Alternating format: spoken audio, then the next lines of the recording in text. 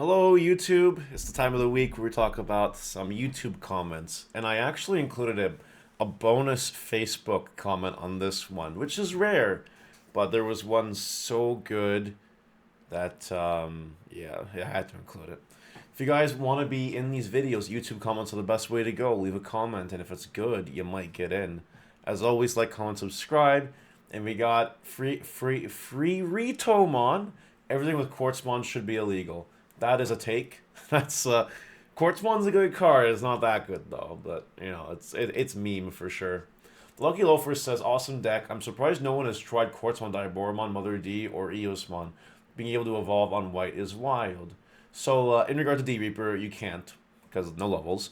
But people have tried with Diaboromon. I remember the formats first started during the subathon. There was a guy doing Diaboromon Quartzmon shenanigans. It just did not work. So, Quartzmon does not say everything. That is for sure. Okay. I'm going to read to you a Facebook post, and then I'm going to read to you my comment, and then I'm going to reveal to you what someone said in regard to it. So, Justin Commissar here. Thoughts on the format? To me, it feels like the hybrid format all over again. Not in the card usage, but in the way that there doesn't seem to be an interaction between the players. Beals will mill. There's not much stopping hunters from crossing. The decks are just kind of operating on their own. So I replied, I just felt like replying. I was there. I was like, whatever. I say, the current regional format is very low skill gap. It's probably intentional by Bandai in terms of card design, as it will give hope to worse players who are actually doing good and entice them to keep playing and spending money on the game. On a game-by-game basis, there is still a little skill gapping, but the power level and simplicity of the current game eliminates most skill gapping on a larger scale. This is something that all card games do. Every card game does it. Yu-Gi-Oh! Is notorious for it. Pokemon and Magic here and there will incorporate it, and other card games do as well. They take a harder format like Yu-Gi-Oh! Let's go most recent example. Tier Elements was Tier 0, but it was a skilled Tier 0 deck. The best players were doing well. Alright. And now, after all that stuff happened, they gave us Kashtira, which anyone can play, and anyone can do well with it. So it's created a lot of, like, all these people might pick up Kashtira, they might start doing well at regionals and stuff, and they're thinking to themselves, oh wow, I'm actually doing good at Yu-Gi-Oh! Guess I'm going to keep playing the game after all. Where that didn't exist in the Tier 4, Tier 0, Tier Element format. You know what I mean? So this is something that happens. It's just how people get sucked into buying card games. They do well. Now, I'm going to show you guys a response to my post. Let's comment, sorry. This response, you can see the brainworms through the computer screen. It's responses like these that make me question if aliens exist out there and they're thinking of invading our planet, they might come across people like this and they might say, nah, I'm good. It's beyond hope, man. So we're just going to go ahead and read the comment. I want to thank Justin Commissar for giving me access to this content. I disagree generally.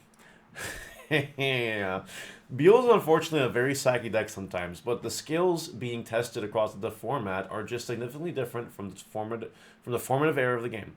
While previously an awareness of resource management and general meta knowledge were tested pre-BT9, now the skills being tested are planning ahead, sequencing, odds management, and threat assessment. As a Beelzebub player, I don't feel like I've lost more than a few games or even fewer matches against opponents who I felt are less skilled than I am. I understand that it feels bad to lose to Beals and Hunters, and that mid-skill players will pull out wins that look unreasonable against upper and mid-skill players. But the people who have stuck with purple for years now have gone top of Beelzemon, and they shows that consistency has genuinely increased the odds of winning for the rest of the sentence, whatever. All right, where do we even start here? Beals is very sacky. That's actually true. I can agree with that one. He says that pre-BT9, it was about resource management and general meta knowledge. And now it's being planning ahead, sequencing, odds management, and threat assessment. Are you literally saying that this did not exist and was not being tested prior to this? That is not true. Not at all. I don't know if this guy's ever played a Lord Nightmon mirror. or a yellow or gray mirror, or yellow hybrid, or blue hybrid, or freaking red Omni in BT1. This stuff existed and was tested and was part of the game, as well as resource management and general meta knowledge were also tested and are being still tested today.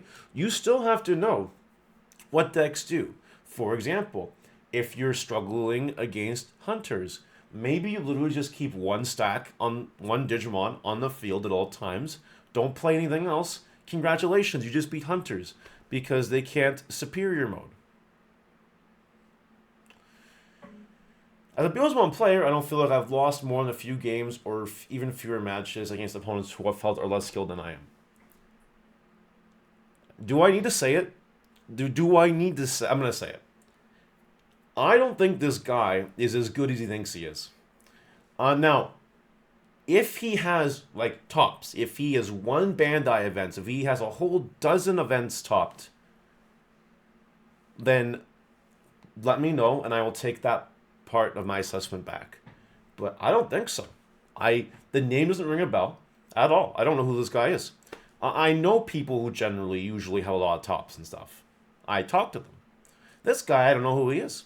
I think I've seen his name on like one regional. He probably got an invite once. Pro at the Nationals. That's not enough. No, sir. You're probably either playing against people that aren't good, or you're playing against people who are trying something new and trying a different strategy of playing the deck that might not work. So you're getting a false sense of security. And the rest of this is just Fugazi. Yeah, mid-skill players will pull out wins that look unreasonable, yep. But people who stuck with purple for years now gotten top Beals. Bro, the format, there's literally only been a handful of regionals. Like, there's only been one in North America. One. Who are these people? That's a very low ratio. Not to mention that I have two examples of just other players could do fine. Take Dan Vang. Dan Vang's great at the game. He put up Beelzemon the week before regional came second. He's not a purple player. And a less common example, take Taste of Victory. The only reason I know this is because I think he posted on Twitter. But apparently he had like one of the best regional runs of his life with Beelzemon. And the guy isn't known for topping events. You know what I mean? He's a content creator. Cool.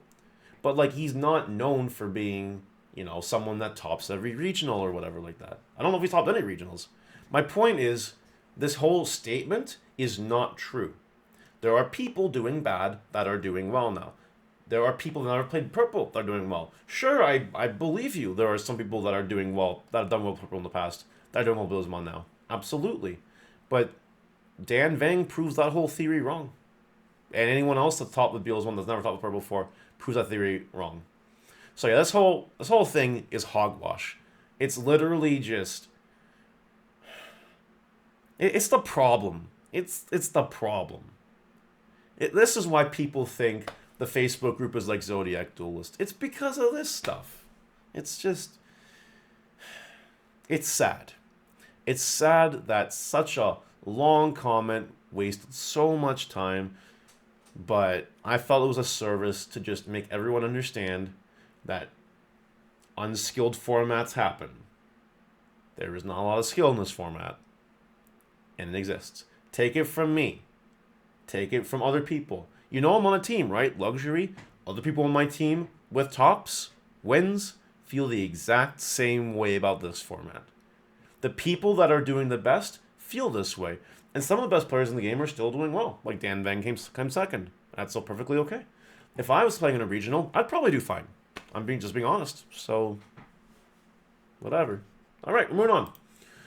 Alex Scarlett says that Beelzemon has a lot of speed and power depending on the build and who's piloting it. There's a lot of good chance that it will remain meta viable for a while because of semi-recent support. Absolutely, still sees play in BT13 in Japan. It still will. Tetsa here. Digimon players will be angry that Bandai is printing new stuff to make new decks good and say they want their decks to be more viable for more than a format. They complain when Bandai finally makes decks and cards that have staying power. Yep. Everyone complains every format about the best deck. Digimon players do this. Every card player does this in every card game. It's fine. And let's say every card player. It's obviously an exaggeration, so let's settle down. Sharpshooter Pirates. I got 10th at the PPG case tournament online with all force, only losing to Beelzemon because I was either missing level 5 or level 6 or a turn more slower. In my experience in friendlies, it's actually really good against Beelzemon. Hunter's definitely a harder matchup because of Spirit plus Quartz, but I think I just played it into badly. If you just wait and set up correctly, you can just OTK them, which I did in the regional as well. I mean, that's true, but you got to avoid a lot of hassle. I will not give All Force the respect people think it deserves this format, but next week when we start doing Ultimate Cup games, everything changes. Absolutely. Panchios. Bloomlord didn't perform well in regionals, maybe North America, but it is current I guess LA is Latam champion deck. Also Latin, I'm assuming it's Latin regionals had at least 2 Machine Dramon decks at top 16. And to Sergio's point, only to like 70 something people only. I'm not going to use the phrase NA or bust. I am not. However, it is harder to top with rogue decks in tournaments of more rounds. The reason why is because when a tournament has less players, it has less rounds. When it has less rounds, there's less chances for it to get obsoleted by the meta. And that's just kind of how it works. All the North American regionals have been 8 or 9 rounds, and that's why Beelzemon and Hunters are doing really well. I mean, there's only been 1 NA regionals. Technically. But you know what I mean? This is something that just exists. People says this deck does well outside North America. It must be good. I'm saying Bloomlord's good. Absolutely. I think that's one of the best decks in the format. It's just less good than Beals and less good than Hunters. And every other deck is small brain, like Greymon decks, Red Hybrid decks. So why play Bloomlord? You know what I mean? I think that's kind of how it is. Calvin Trading, it's because we need in-person events where judges can walk and check. I hope this keeps going and Bandai will do more in-person events. So Calvin's actually encouraging more cheating so that Bandai wakes up. I don't think Bandai's going to wake up. Not now, anyway. Or ever. I have no idea. Until they get more TOs that can do more tournaments, or until Bandai gives the green light, doesn't really matter. It doesn't matter. Bandai on the micro level doesn't care about if you cheat in a Bandai event. They don't care. They've already taken the entry fees. They've already printed the prize card support. They're already selling their product. They're already planning out the sets months in advance. They do not care about the one random cheater here and there. It doesn't tarnish their reputation. It just tarnishes that player's reputation. Whelmed. I'm not surprised that a bunch of pirates are cheating at their pirate card game. I made that comment kind of funny because the One Piece people are the one being found cheating right now. The prize support's really sweaty, and I'm not surprised at all. Aviel Hazan. It's very easy for you to speak about stop online tournaments, but for some of us who can't travel to another country, it really helps let us compete. Okay, here is the thing. This conversation probably wouldn't even exist if COVID didn't happen. Okay? These people who can't travel to another country either would have had to have found a way if COVID didn't exist or get screwed. And that's unfortunately probably the truth. I guess we'll never know. Maybe a different timeline. Who fucking knows? But that we don't... I say stop online tournaments. I don't really mean it. If I do, I don't. Like, reduce them, not stop them completely. I think they're a good meaning for people that just can't afford to go like this guy. But who knows? They won't stop online tournaments, so it's a moot point anyway. Mark Kelly, for Shine Gray, if they're going to hit anything, it will be more like a BT12 Rise Gray. The ability to just swing with Tamers and then have them recycle next turn when one hits you. Top of that, you get to stack your security is pretty strong. More content I'd like to see would be more counterplay content like the Beelzemon. I've been trying to find an answer to Quartzmon that isn't just Tamer hate and doesn't cost an arm and memory removal. That keeps him down. I've seen that comment a lot. People want more content on how to beat certain decks. And now the BT12 regional format is over, I could probably come up with a strategy guide for certain Ultimate Cup decks. If you guys want to see that, let me know. And BT12 Rise Gray is not a bad idea for hit, to be honest. I agree with his theory. I love comments like this, by the way, where this Mark guy and other people type out their comments and actually don't have brainworms. It's really cool. Strudely Doodles. Thanks for the shout out on the BT5 Coromon. I know that I have a bunch of my bulk from a box of BT5 open. There you go. Sell them while they're hot. Your boy JS. Reasons why the Andrew 1 Lady Devier buyout status is Shine Greymon Ruin mode. Masty, solve researches JP when it dropped. Players would turn on Masty and Digivolve into Rune mode, lock down your opponent. It's really strong, pull it off. Yes, I know that. That is true, and that very well could be the reason I'm looking for as to why those cards were randomly on buyout status. So that's true. Absolutely. Farquaad be going hard. Okay, why does everyone think I look like Lord Farquaad? There's someone even put a meme in my Discord. Let me see if I can find it real quick. Real quick meme check. I believe this is Lord Farquaad, only with my face on it.